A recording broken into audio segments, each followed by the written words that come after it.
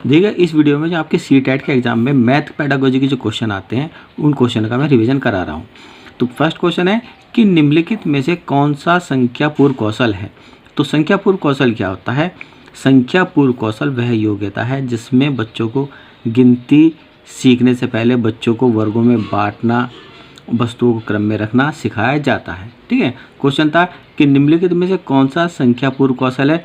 तो इसमें देखिए ऑप्शन दिए गए, संख्याओं के चिन्हों को पहचानना, संख्याओं को चिन्हों को पहचानना नहीं बताया था, तो ये ऑप्शन आपका गलत हो गया। बी है संख्याओं को शब्दों में लिखने की योग्यता, ये भी आपका ऑप्शन गलत है। ठीक है, सी है गिनती लिखने की योग्यता, गिनती लिखना भी अभी नहीं सिखाया जाता है बच्चों को संख्यापूर्ण कौशल में। तो आंसर आपका क्या हो जाएगा? डी हो जाएगा कि वस्तु को वर्गीकृत करने की योग्यता, ठीक है, वो आपका संख्यापूर्ण कौशल के अंतर्गत आती है। तो आपका आंसर क्या हो जाएगा? डी हो जाएगा। देखिए नेक्स्ट क्वेश्चन है कि प्राथमिक स्तर पर शिक्षार्थियों को भिन्न एवं उनकी संक्रियाओं के शिक्षण हेतु निम्नलिखित में से कौन से शिक्षण अधिगम के साधन का सबसे अच्छा उपयोग किया जा सकता है। तो देखिए इसमें ऑप्शन दिया गया है, ए वृत्ताकार पाई के बराबर टुकड़े, बी चित्र जो कि 1/2 और 1/4 को दर्शाते हों, सी श्यामपट पर रेखाखंड बनाना, डी श्यामपट पर लिखे गए भिन्नों का प्रतीकात्मक रूप। तो देखिए श्यामपट रेखाखंड बनाना, ये तो ऑप्शन आपका गलत हो जाएगा, और श्यामपट पर लिखे भिन्नों का प्रतीकात्मक रूप दिखाना, ये भी आपका ऑप्शन गलत हो जाएगा, क्योंकि ये और ये दोनों सेम है, तो ये भी इसका मतलब गलत हो जाएगा। अगर आप प्राथमिक स्तर के विद्यार्थियों को भिन्न के बारे में पढ़ा रहे हैं और उनकी संज्ञाओं के बारे में पढ़ा रहे हैं, तो विद्यार्थियों को क्या करना है कि एक व्रत बनाकर दिखाएं। जैसे ये मैंने व्रत बनाया, ठीक है, इसका आधा कर दिया, तो अब छात्रों को बता देना है कि ये आपका जो हो गया वो 1/2 भाग हो गया। ठीक है, अब अगर आप ये कर देते हैं तो इस व्रत का अब क्या हो जाएगा? ये 1/4 भाग हो जाएगा। तो अगर आप जो छात्रों को यानी विद्यार्थियों को वृत्ताकार पाई के बराबर टुकड़े कर कर उसे समझाएंगे तो उसकी मतलब छात्रों की जो है जल्दी समझ में आ जाएगा। तो इसलिए इसका आंसर क्या हो जाएगा? ए हो जाएगा कि वृत्ताकार पाई के बराबर टुकड़े आपका आंसर हो जाएगा। देखिए नेक्स्ट क्वेश्चन है कि अपनी कक्षा 5वीं की गणित की परीक्षा में सरोज लिखते हैं कि 4.1 से 3.24 बड़ा है तथा यह तर्क देते हैं कि 3 अंकों वाली संख्या हमेशा 1 या 2 अंकों की संख्या से बड़ी होती है। तो यह उदाहरण है। तो सरोज जो क्या कह रहा है कि 4.1 से 3.24 बड़ा है, और यह भी तर्क दे रहा है कि 3 अंकों वाली संख्या हमेशा 1 या 2 अंकों से बड़ी होती है।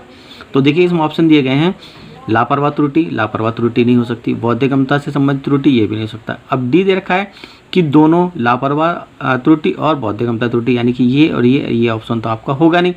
ऑप्शन होगा आपका सही सी कि अवधारणात्मक त्रुटि। अब अवधारणात्मक त्रुटि क्या होती है कि सरोज जो है वो अंकों जो अंक होते हैं उनके अंकित मान और स्थानीय मान की अवधारणा को नहीं समझ पाया है, और ना ही जो सरोज दशमलव के जो स्थानीय मान होते हैं यानी दशमलव के स्थान का क्या महत्व होता है उसके महत्व को भी नहीं समझ पाया है। इसलिए जो सरोज में जो है क्या है वो अवधारणा त्रुटि की है। तो इसलिए आपका आंसर क्या हो जाएगा? सी हो जाएगा। नेक्स्ट क्वेश्चन है कि राष्ट्रीय पाठ्यचर्या रूपरेखा 2005 के अनुसार गणितीकरण का तात्पर्य है। तो देखिएगा राष्ट्रीय पाठ्यचर्या रूपरेखा के अनुसार गणितीकरण क्या होता है?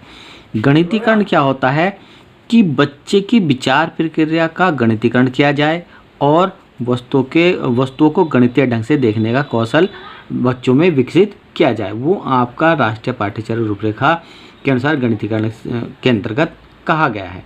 तो देखिए इसमें ऑप्शन था, ए गणितीय विचारों की व्याख्या करना या व्यक्त करना, ये आपका ऑप्शन सही हो जाएगा।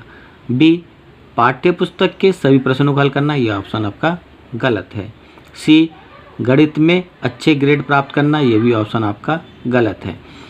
डी चीज़ों को गणितीय ढंग से देखने का कौशल सिखाना, ये ऑप्शन आपका सही हो जाएगा।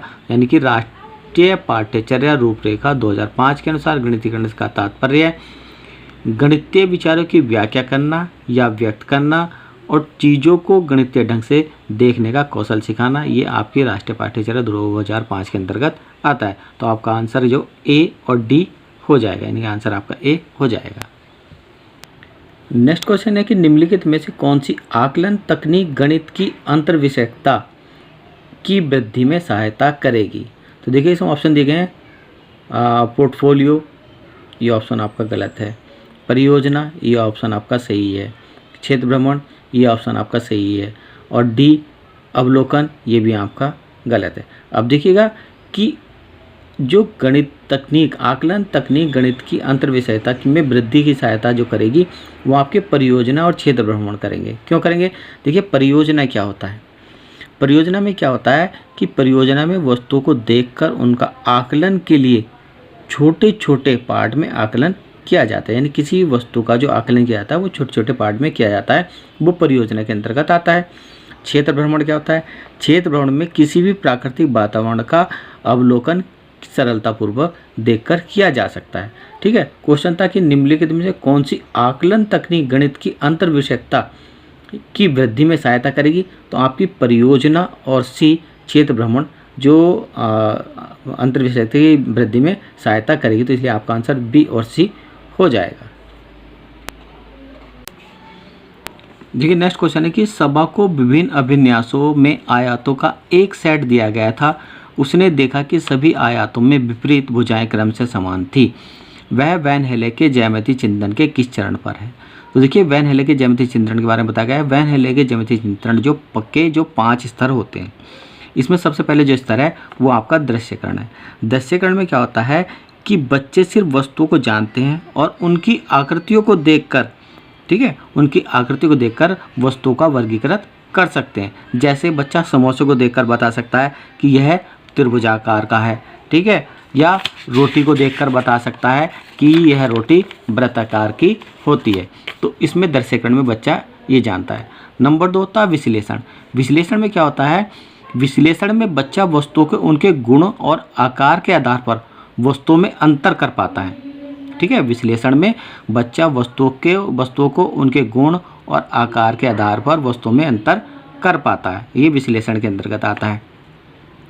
और ये थर्ड स्तर है औपचारिक निगमन। औपचारिक निगमन में क्या होता है? अनौपचारिक निगमन में जो होता है बच्चा जो आकृतियों के बीच में संबंध बनाना शुरू कर देता है।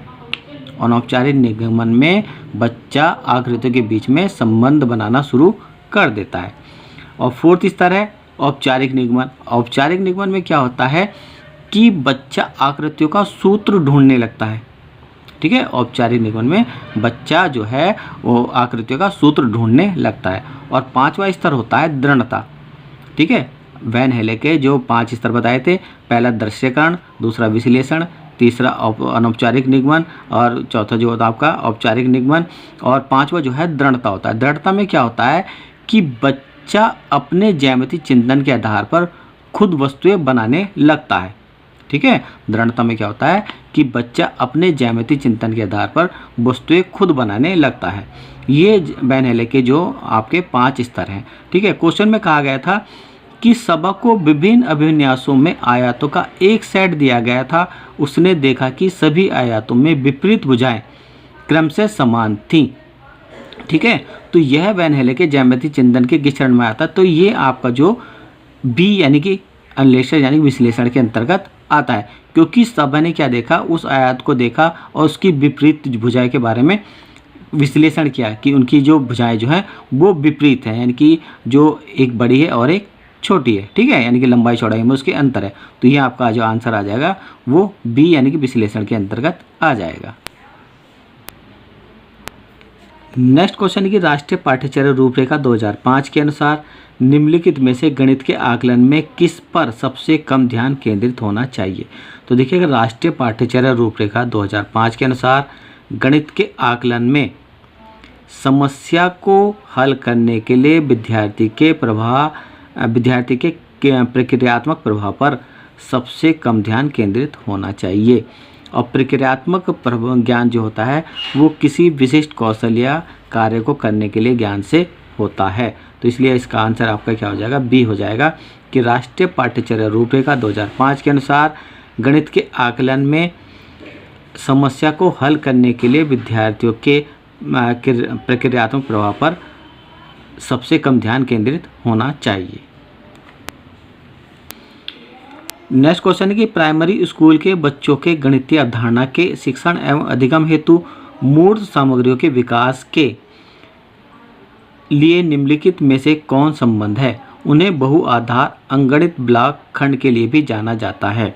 तो देखिए इसमें जो आपकी जाल्टन पी डाइंस जो एक महान गणितज्ञ थे, ठीक है, और जाल्टन पी डाइंस का पूरा नाम था जाल्टन पॉल डाइंस हंगरी, ठीक है, और जाल्टन पी डाइंस जो एक महान गणितज्ञ थे और जाल्टन पी डाइंस ने ही बहुआधार अंगणित यानी कि अंगणित ब्लॉक यानी कि इन्होंने 10 ब्लॉकों का निर्माण किया था, ठीक है। तो इसलिए इसका आपका आंसर जो हो जाएगा ए हो जाएगा कि बहुआधार अंगणित ब्लॉक खंड के लिए जाना जाता है, जाल्टन पी डाइंस को जाना जाता है। आपका आंसर ए हो जाएगा। नेक्स्ट क्वेश्चन है कि प्राथमिक स्तर पर गणित पाठ्यचर्या को बल देना चाहिए। तो देखिए प्राथमिक स्तर पर गणित पाठ्यचर्या पर जो बच्चों को जो क्या सिखाया जाता है, बच्चों को संख्या को जोड़ना, घटाना, गुणा करना, भाग देना, ये कार्य सिखाता है। इसके साथ साथ भौतिक क्रियाएं जैसे कांच की गोली, चौक, रुपया यानी वस्तु की सहायता से संख्याओं का जो क्या कराया जाता है वो ज्ञान कराया जाता है, जिसमें मूर्त वस्तु का उपयोग कर अमूर्त गणितीय अवधारणा का अनुभव करने पर बल दिया जाता है, ठीक है। तो क्वेश्चन था कि प्राथमिक स्तर पर गणित पाठ्यचर्या को बल देना चाहिए। आपका आंसर आपका ए हो जाएगा कि मूर्त स्तर पर अमूर्त गणितीय अवधारणा को का अनुभव करने पर बल देना चाहिए। देखिए बी ऑप्शन है कि तकनीकी गणित भाषा का विकास, ये गलत है। विशिष्ट गणित चिन्हों को सिखाना, ये भी गलत है। और केवल गणित संख्याओं के करने पर, ये भी गलत है। सही ऑप्शन आपका क्या हो जाएगा? प्राथमिक स्तर पर गणित पाठ्यचर्या को बल देना चाहिए, मूर्त स्तर पर अमूर्त गणितीय अवधारणा का अनुभव करने पर बल देना चाहिए। तो आपका आंसर ए सही हो जाएगा। नेक्स्ट क्वेश्चन है कि निम्नलिखित में से कौन सी एक गणित की संरचनात्मक कक्षा की विशेषता नहीं है? तो देखिए गणित की संरचनात्मक विशेषता जो होती है वो प्रणाली छात्र केंद्रित होती है, यानी गणित की संरचनात्मक प्रणाली छात्र केंद्रित होती है। और गणित की संरचनात्मक प्रणाली में अध्यापक को छात्रों के सर्वांगीण विकास को देखते हुए उस शिक्षण को लागू किया जाना चाहिए जो कि बच्चों के बुनियादी स्तर का विकास कर सके गणित की संरचनात्मक प्रणाली में। तो अब देखिए इसमें ऑप्शन दिया गया है, अध्यापक उस स्थिति को बनाने में मदद करते हैं जहां बच्चे अवधारणा की खोज करते हैं। ये ऑप्शन आपका सही है, गणित की संरचनात्मक प्रणाली में किया जाता है। बी देखिएगा, अध्यापक विभिन्न प्रकार की गतिविधियों का उपयोग करते हैं जो गणितीय अवधारणा का विकास के लिए आवश्यक होते हैं। ये भी आपका गणितीय संरचनात्मक के अंतर्गत किया जाता है। ये भी ऑप्शन आपका सही है। सी, समस्या समाधान हेतु शिक्षक केवल मानक कलन विधि पर ध्यान केंद्रित करते हैं। ये ऑप्शन आपका गलत हो जाएगा और यही आपका आंसर सही हो जाएगा। डी देखिएगा कि अध्यापक अपनी कक्षा में अनुभवात्मक अधिगम वातावरण बनाते हैं। ये भी सही है, ठीक है। तो गणित की संरचनात्मक प्रणाली की विशेषता जो नहीं है वो आपकी सी आंसर हो जाएगा कि समस्या समाधान हेतु शिक्षक केवल मानक कलन विधि पर ध्यान केंद्रित करते हैं। ये आपका आंसर हो जाएगा क्योंकि बात इसमें नहीं की हो रही है। देखिए नेक्स्ट क्वेश्चन कि गणित की कक्षा में एक बच्चा कहता है सचिन तेंदुलकर की जर्सी नंबर 10 है। कल मैं अपने चाचा के घर बस संख्या 234 से गया था। तो संख्या के किस पहलू का बच्चा उल्लेख कर रहा है? तो इसमें देखिए ऑप्शन दिए गए हैं। सबसे पहले क्या है? गणन। तो गणन, तो बच्चा इन नंबरों की गणना यानी जोड़ना घटाना नहीं कर रहा है, तो ये ऑप्शन आपका गलत हो जाएगा। बी है अंकित या नामिक। ये ऑप्शन आपका सही होगा। क्या होगा? अंकित मूल्य। तो अंकित मूल्य कहता है कि अंकित मूल्य को वस्तुओं की विशेषता के लिए उपयोग किया जाता है और अंकित मूल्य की सहायता से वस्तुओं को संख्या के रूप में व्यक्त किया जा सकता है, ठीक है। तो देखिएगा सचिन तेंदुलकर की जर्सी नंबर 10 है, नंबर 10 का प्रयोग कर रहा है, ठीक है। और कल मैं अपने चाचा के घर बस संख्या 234 से गया था। तो देखिए 234 को व्यक्त कर रहा है, ठीक है। तो ये इसलिए बच्चा संख्या किस पहलू का उल्लेख कर रहा है, तो वो आपका आंसर बी हो जाएगा, अंकित यानी नामिक का उल्लेख कर रहा है। क्रम सूचक देखिए क्रम में भी नहीं रख रहा है, संख्यात्मक मान भी नहीं बता रहा है, इसलिए इसका आंसर क्या हो जाएगा? सही बी हो जाएगा। तो देखिए सीटेट में जो आपके मैथ के पेडागोजी के मैंने कुछ क्वेश्चन कराए हैं और इसी तरह के क्वेश्चन आपके मैथ के एग्जाम में आते हैं। तो अगर आपको मेरी वीडियो अच्छी लगी हो तो मेरी वीडियो को लाइक कीजिएगा और मेरे चैनल को सब्सक्राइब कीजिएगा।